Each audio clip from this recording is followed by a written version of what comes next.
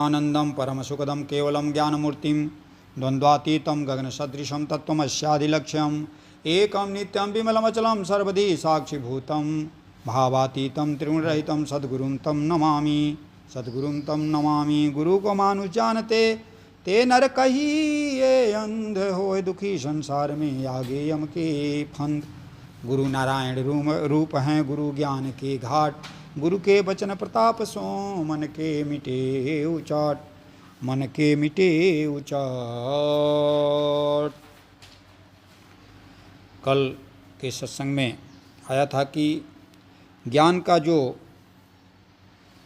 प्रयोग कर रहे हैं वे तो महाराज का सम्मान कर रहे हैं, और जो ज्ञान एकमात्र सुन रहे हैं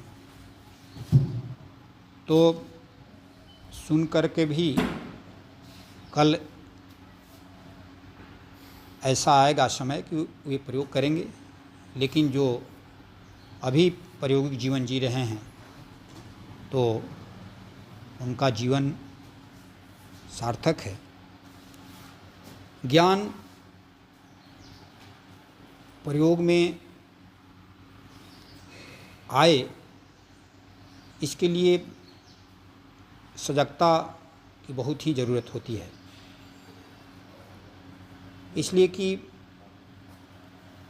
ज्ञान व्यक्ति सुनता है। जैसे कहा गया है कि 3 प्रकार के श्रोता होते हैं, एक इस कान से सुनता है उस कान से निकाल देता है, दूसरा श्रोता होता है कि वह कान से सुनता है और मुख से बोल देता है, बड़बड़ा देता है, और तीसरे प्रकार के जो श्रोता होते हैं वे कान से सुनते हैं और उसका हृदयंगम करते हैं, अर्थात उसको जीवन में उतारने का प्रयास करते हैं। और जो जीवन में उतारने का प्रयास करते हैं उसकी विशेष प्राथमिकता है, सार्थकता है, उनका जीवन दिव्य होता है। नहीं तो ऐसा ज्ञान नहीं कि भूख लगी जब पेट में भूल गया सब ज्ञान, ऐसे रूखे ज्ञान का क्या निश्चित प्रमाण कि क्रोध के अवसर पर क्रोध हो जा रहा है, लोभ के अवसर पर लोभ हो जा रहा है, काम के अवसर पर काम प्रकट हो जा रहा है, और आप उस समय सजग नहीं हैं तो आप पर वो भारी पड़ जाता है।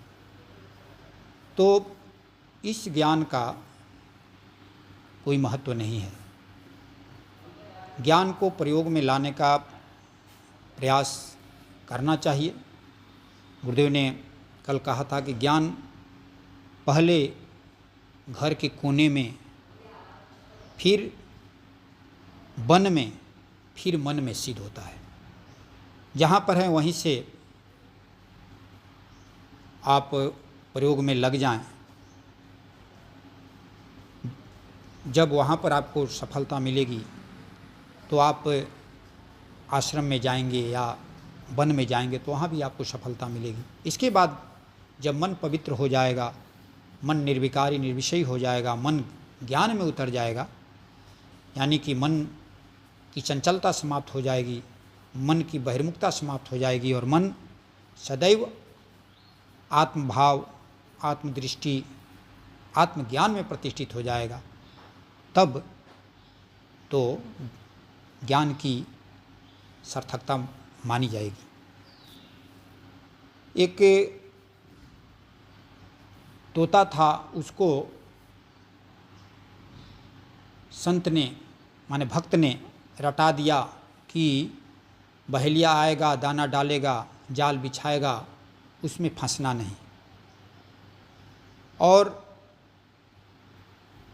वह तोता उसको रट लिया कि बहेलिया आएगा, दाना डालेगा, जाल बिछाएगा, उसमें फंसना नहीं। बहेलिया आया और दाना डाला, जाल बिछाया और तोता फंस भी गया, और ये जो रटा हुआ था उसको बोलता भी रहा। तो इस प्रकार के जीवन में देखा जाता है कि ज्ञान का हम प्रयोग नहीं करते हैं। तोता जैसा सुन लेते हैं और रट लेते हैं, लेकिन उसका प्रायोगिक होना चाहिए। ऐसे ही एक घर में कुछ डाकू आए। धर्मपत्नी ने पति से कहा कि कुछ असंदिग्ध लोग आ गए हैं घर में। पति ने कहा कि मैं देख रहा हूँ। फिर उसने कहा कि अब सामान इत्यादि भी इकट्ठा कर रहे हैं। उसने कहा कि मैं इसको भी जान रहा हूँ।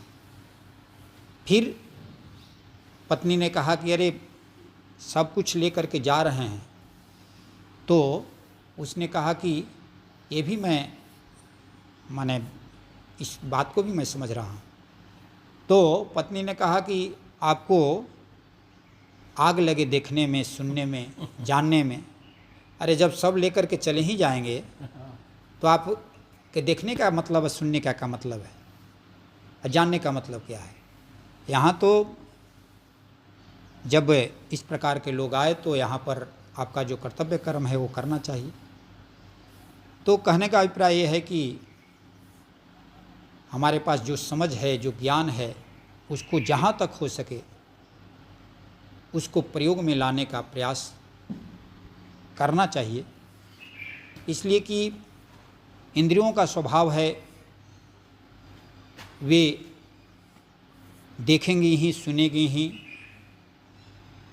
और जो जिसका स्वभाव है वो हो ही रहा है, उसमें हम कुछ कर नहीं पा रहे हैं। लेकिन उसमें जो दिशा देने की बात है उसको करने का प्रयास करना चाहिए। आँख से हम अज्ञानमय दृष्टि से देखते आए हैं तो हम ज्ञानमय दृष्टि से देखने का प्रयास करें। हम अज्ञान में मैं शरीर भाव से कार्य करने का जो स्वभाव बन गया है, अभ्यास हो गया है, उसको अब मैं शुद्ध साक्षी चेतन आत्मा हूँ, ये इस भाव में प्रतिष्ठित होकर के कार्य करने का अभ्यास करना चाहिए। लेकिन जब तक यम नियम का पालन नहीं होगा, जब तक संयम से जीवन नहीं रहेगा, तो ये सब बातें प्रयोगिक नहीं हो पाएंगी। प्रयोग में लाने के लिए सब संयमित करना पड़ेगा। और आदिगुरु शंकराचार्य जी के प्रश्नोत्तरी में आया है कि सबसे दुर्लभ वस्तु क्या है। तो कहते हैं कि सबसे दुर्लभ वस्तु है सत्संग, सद्गुरु, ब्रह्म विचार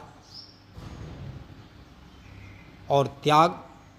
इसके बाद परमात्मा की प्राप्ति, आत्मज्ञान की प्राप्ति, यानी कि सबसे दुर्लभ वस्तु है। सद्गुरु मिल गया आपको, ये आज के समय में तत्ववेता, ब्रह्मवेता, आत्मज्ञानी, ब्रह्मज्ञानी इत्यादि महापुरुषों का संसर्ग होना ये दुर्लभ है। सद्गुरु भी मिल गए और सत्संग भी मिल गया। कितने होते हैं कि मौन रहते हैं या बोलते नहीं हैं,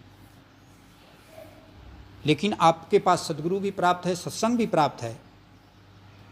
और सत्संग प्राप्त होने के बाद में विचार नहीं हो पा रहा है, ब्रह्म विचार,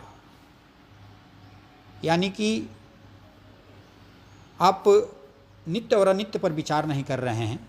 जो अनित्य है उसका हमेशा रूपांतरण हो रहा है, उसमें हम कुछ कर नहीं सकते।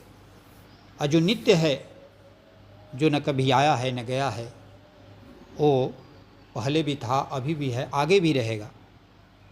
तो इस नित्य वस्तु पर विचार करके उसमें जो त्याग है, जो अनित्य वस्तु का जो त्याग है, जो अनित्य वस्तु में आसक्ति हो गई है, उस अनित्य वस्तु में से हमको अनासक्त होना है और नित्य वस्तु में आसक्त होना है।